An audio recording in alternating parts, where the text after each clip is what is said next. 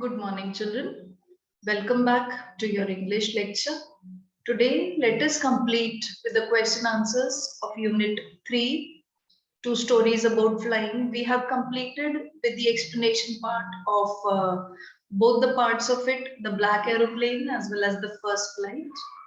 In very short, we'll discuss the gist of the chapter and then we'll do the question answers. The gist should not be written in your notebook, okay? It is just for a recap so that we can get back and analyze what exactly we have already studied about. Fine? Okay, let us start.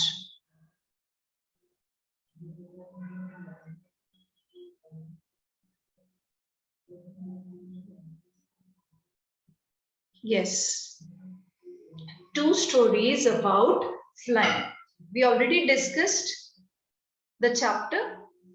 Let us have a look at its gist in short. The story is about a young seagull who is afraid to fly. He observes all his siblings take their first flight, but he cannot get himself to take the plunge. Plunge is that dive which he was hesitating to take. He feels that his wings will never support him to fly into the sky, and so he hesitates each time he runs to the brink of the ledge. However, his mother's ingenuity empowers him to soar into the boundless skies with the vast expanse of the sea stretched down beneath him. Okay? Now, here comes the main message of the chapter. The lesson explicitly explains his fears and doubts initially and his exhilarated feelings as he finally soars into the skies with his family beside him. Okay, this was in very short the gist of it. Now let's discuss the question answers, and you all are expected to do them in your notebook. Okay. Why was the young seagull afraid to fly? Do you think all young birds are afraid to make their first flight, or are some birds more timid than the others? Do you think a human baby also finds it a challenge to take its first step? The young seagull was afraid to fly because it was his first flight and he feared of falling and hurting himself. He thought that his wings would not support him while flying. Yes, it is natural that doing something for the first time is a bit challenging and fearful.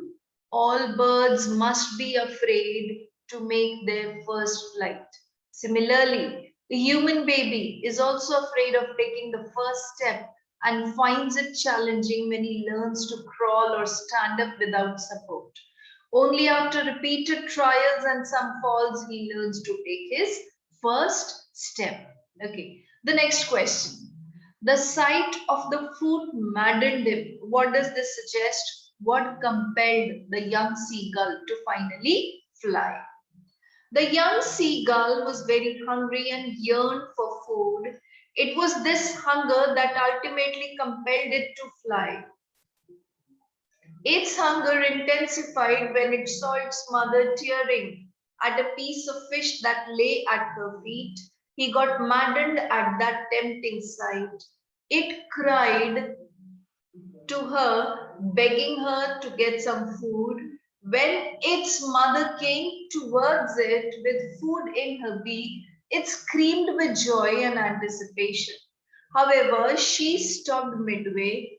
It wondered why she did not come nearer. Not being able to resist or control its hunger any longer, it dived at the food in its mother's beak.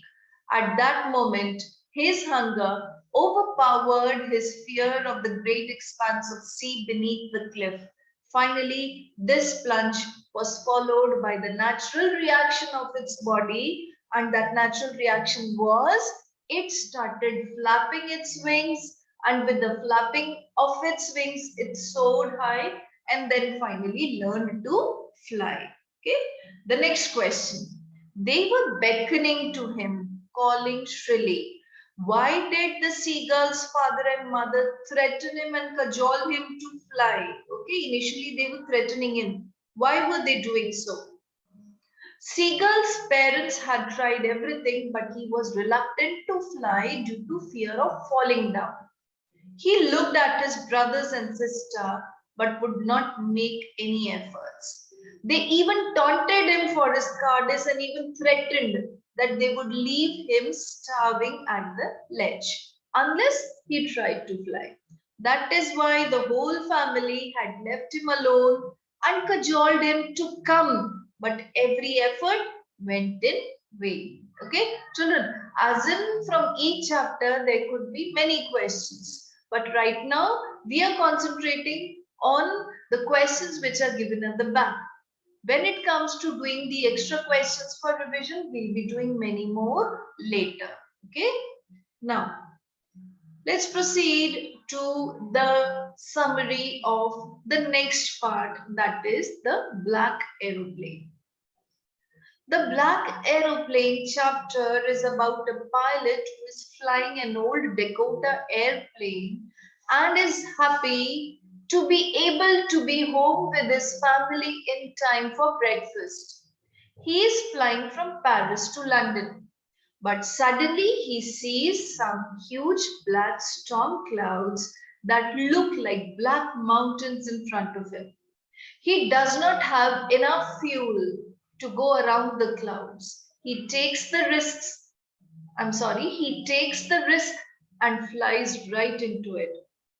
Suddenly it is pitch dark and impossible to see anything. The instruments stop working and he has lost contact with Paris control. Very soon he sees another black aeroplane near him and the pilot motions for him to follow and leads the way. Soon he comes out of the clouds and sees two long black straight lines of lights in front of him, and that was a runway. See an exclamatory mark which is given over here because he himself, the pilot, feels surprised that out of that situation of the black clouds, how he is able to move out. He looks back to thank his friend but cannot see the other plane anywhere. After landing, he asks the lady at the control room about the other plane, but she's surprised and says that there was no other plane in the skies that night, and his was the only plane flying in the storm. The pilot is puzzled. Who could it have been? He wonders. And at this mysterious note, the chapter came to an end. Okay, now let's discuss the question answers. I'll take the risk.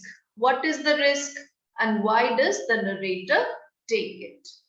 The narrator was flying his old Dakota aeroplane. Suddenly he found dark clouds. A huge storm was brewing up and the author was keen to reach his home to spend his holiday with his family.